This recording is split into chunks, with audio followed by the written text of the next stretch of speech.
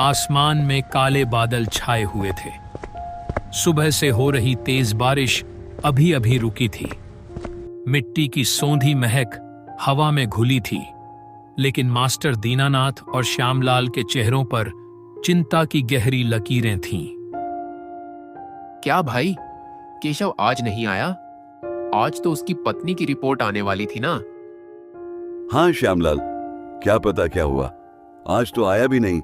चलो एक बार उसके घर से हो आते हैं। हाँ ठीक है, चलिए। यह सोचकर मास्टर दीनानाथ और श्यामलाल केशव के घर पहुंचे। उन्होंने दरवाजे से ही उसे आवाज लगाई। केशव, ओ केशव, क्या हुआ भाई? तुम आज काम पर नहीं आए। तुम्हारी पत्नी की रिपोर्ट क्या आई? मास्टर जी, श्यामलाल, तुम लोग आए हो? केशव ने इतनी देर से अपनी बीमार पत्नी के सामने आंसू बड़ी मुश्किल से रोक रखे थे, पर अपने मास्टर जी और श्यामलाल को देखकर वह अपना दर्द छिपा नहीं पाया और रो पड़ा। यह क्या केशव, तुम ऐसे रो क्यों रहे हो? क्या हुआ है, बताओ हमें। केशव, ऐसे चुप मत रहो। पत्नी की रिपोर्ट ठीक नहीं आई है, यह तो समझ आ रहा है, पर हुआ क्या है यह तो बताओ। कुछ दिनों से ही तो उसे बुखार, उल्टी और सर दर्द हो रहा था। डॉक्टर ने इसीलिए कुछ टेस्ट करने को कहे थे। आज रिपोर्ट देखकर वो बोले। हाँ, क्या बोले? चुप क्यों हो गए? उसे ब्रेन ट्यूमर हुआ है। डॉक्टर ने कहा है कि 2 हफ्ते के अंदर ऑपरेशन करना होगा। क्या कह रहे हो? लेकिन इसके लिए इतना टूट क्यों रहे हो?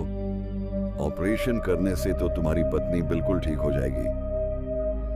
मास्टर जी, उस ऑपरेशन के लिए लाखों रुपए लगेंगे और आप तो मेरी हालत जानते ही हैं। मैं गरीब इंसान अपनी पत्नी का ऑपरेशन कैसे करवाऊंगा? केशव, फिक्र मत करो, मैं दूंगा पैसे। धर्मपुर में जो मेरी पुश्तैनी जमीन है, मैं उसे बेच दूंगा। ये क्या कह रहे हैं आप? वैसे ही आप नौकरी से कमाए हुए ज्यादातर पैसे गांव वालों की भलाई के लिए खर्च कर देते हैं, और अब फिर से मेरे लिए। तो क्या हुआ? तुम लोगों के सिवा मेरा और है ही कौन? अकेला इंसान हूं। जमीन का क्या करूंगा? मर गया तो तुम सब मिलकर जला देना। यह देखो, फिर रो रहा है। तुम्हारी पत्नी को तुम्हारी आवाज सुनाई दी तो वो क्या सोचेगी? बताओ। कुछ नहीं होगा, सब ठीक हो जाएगा। मुझे धर्मपुर गांव के मुखिया ने पहले ही जमीन बेचने को कहा था, मैं ही मना कर रहा था। खैर, अब और देर नहीं करनी है, कल ही हम धर्मपुर निकलते हैं। योजना के मुताबिक रविवार सुबह ही तीनों धर्मपुर गांव के लिए निकल पड़े। वहां पहुंचकर वे मास्टर दीनानाथ के दोस्त सूरजू के घर रुकने वाले थे। अगले दिन सुबह से जमीन बेचने का काम शुरू करना था, इसीलिए सूरजू को पहले से ही बता रखा था। उन्हें धर्मपुर पहुंचने में शाम हो गई और आसमान एक बार फिर घने काले बादलों से घिर चुका था। स्टेशन पर जब तीनों उतरे तो जगह बिल्कुल सुनसान थी। शायद बारिश के आने के डर से ही लोग छिप गए थे, और तभी मूसलाधार बारिश शुरू हो गई। मास्टर जी, सूरजू का घर यहां से कितनी दूर है? लग तो रहा है बारिश रुकने वाली नहीं है। हम पहुंच जाएंगे ना? लगता तो है पहुंच जाएंगे, थोड़ा तेज चलना होगा। तीनों तेज कदमों से चलने लगते हैं, पर बारिश की मार से बच नहीं पाते। कुछ ही दूर जाते ही बारिश और तूफान न इतना तेज हो गया कि आगे जाना नामुमकिन हो गया। चलो सामने रघु चाचा की चाय की दुकान में जाकर बैठते हैं। मास्टर जी, मेरी वजह से आपको इतनी तकलीफ उठानी पड़ रही है। अरे केशव, तुम, श्यामलाल और गांव के सभी लोग मेरा परिवार हो, और परिवार का कोई सदस्य मुसीबत में हो तो एक दूसरे का साथ देना ही तो नियम है। पिछले साल जब मुझे पीलिया हुआ था, तुम सबने कैसे दिन रात एक करके मुझे ठीक किया था। क्या मैं वो भूल गया हूं? मास्टर जी, यह दुकान लगता है हमारे गांव के गोलू की चाय की दुकान जैसी है। शायद बारिश की वजह से आज कोई यहाँ आया नहीं है। हाँ, कह सकते हो। मेरे पिताजी इस दुकान पर बहुत आते थे। वो रघु चाचा को अपने भाई जैसा मानते थे। यहाँ आखिरी बार जब मैं 5 साल पहले आया था, तब भी रघु चाचा को देखा था। यहीं बैठकर चाय पी थी। चाचा दुकान के पीछे वाले कमरे में रहते हैं। एक दिन तो यहां ही ले आऊंगा तुम लोगों को। रघु चाचा भी गोलू की तरह बहुत अच्छी चाय बनाते हैं। मास्टर दीनानाथ, श्यामलाल और केशव से यह सब कह ही रहे थे कि तभी अचानक दुकान के अंदर से एक भारी आवाज आती है। दीनानाथ, तुम? दुकान के अंदर कोई रोशनी नहीं थी। बाहर की हल्की रोशनी में बस एक साया खड़ा दिखाई दिया। रघु चाचा, हमारी आवाज से जरूर तुम्हारी नींद टूट गई ना? बुरा मत मानना। बारिश बहुत तेज हो रही थी, इसलिए यहां गए। तुम्हारी आवाज सुन के ही तो उठा हूं। कितने दिनों बाद तुम्हें देखा। बहुत अच्छा लग रहा है देखकर। अभी जैसे जोरों की बारिश शुरू हुई है, जाना मुश्किल होगा। यहीं बैठो तुम लोग। रघु चाचा, तुम्हारी हालत ऐसे क्यों हो गई है? तबीयत खराब है क्या? वो कुछ नहीं। और तबीयत खराब? दीनानाथ, तुम इतने दिनों बाद, कितने सालों पहले आए थे, याद है? दरअसल यहाँ अब और कोई नहीं आता, इसलिए मेरा भी दुकान पर आना जाना नहीं होता। और अब जहाँ रहता हूँ, सबके प्यार में इस तरह बंध गया हूँ कि कहीं जाने का मन ही नहीं करता। इस बार एक जरूरी काम से आया हूं यहाँ। मास्टर दीनानाथ ने केशव की पत्नी की बीमारी के बारे में कुछ न बताने का सोचा, पर श्यामलाल से रहा नहीं गया और उसने सब कुछ रघु चाचा को बता दिया। दीनानाथ गांव के सभी लोगों का हमेशा साथ देता है, यह बात भी केशव ने बता दी। वाह, कितना बड़ा दिल है तुम्हारा दीनानाथ, बिल्कुल अपने बाप की तरह। वो कुछ नहीं चाचा, ये लोग मुझसे ज्यादा प्यार करते हैं ना, इसीलिए बढ़ा चढ़ा कर कह रहे हैं। तुम बताओ, तुम कैसे हो? तुम्हारी दुकान पर पहले की तरह महफिल जमती है ना? मेरी दुकान पर अब कोई नहीं आता। मेरी उम्र हो गई है ना। कौन इस बूढ़े से चाय पिएगा? मुखिया के बेटे के दोस्त नई चाय की दुकान खोल ली है। सब अब वहीं जाते हैं। वो जानते हैं कि इससे मुखिया खुश रहेगा। मेरे जैसे गरीब चाय वाले की कौन ही खबर लेगा। ये कैसी बात हुई चाचा? वो छोड़ो। तुमने जो अब भी कहा ना, गांव वालों का तुम्हारे लिए प्यार, यह बंधन बहुत बड़ा है बेटा। इसके लिए किसी खून के रिश्ते की जरूरत नहीं होती। यह रिश्ता रूह का है, बिल्कुल उस छोटे से बच्चे की तरह जिसने मुझे अपना बना लिया था। बाहर मूसलाधार बारिश लगातार हो रही थी।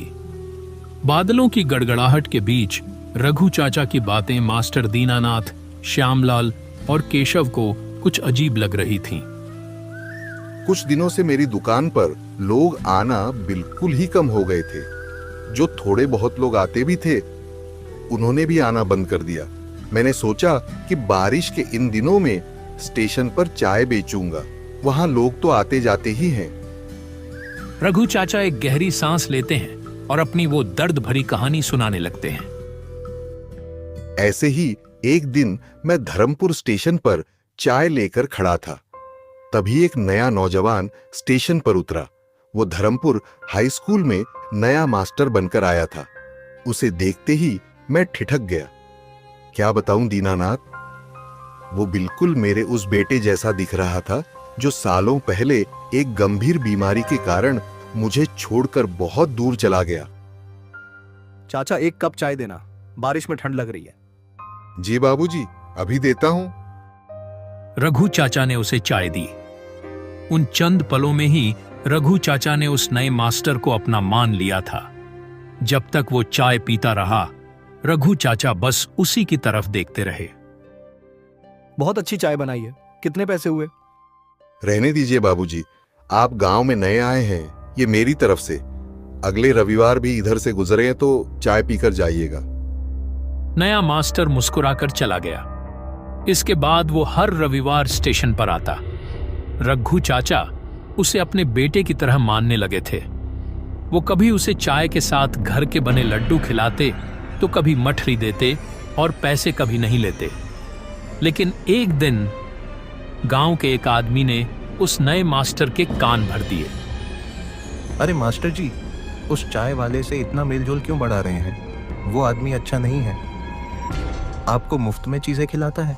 सावधान रहिएगा, वो आदमी अच्छा नहीं है। लोग कहते हैं कि उसने अपने परिवार के साथ भी बहुत बुरा किया था और अब आपको अपनी बातों में फंसाना चाहता है। क्या कह रहे हैं आप? अगले रविवार जब रघु चाचा खुशी खुशी चाय और लड्डू लेकर पहुंचे तो नजारा कुछ और ही था। तुम्हें मुझे ये चाय और लड्डू देने की कोई जरूरत नहीं।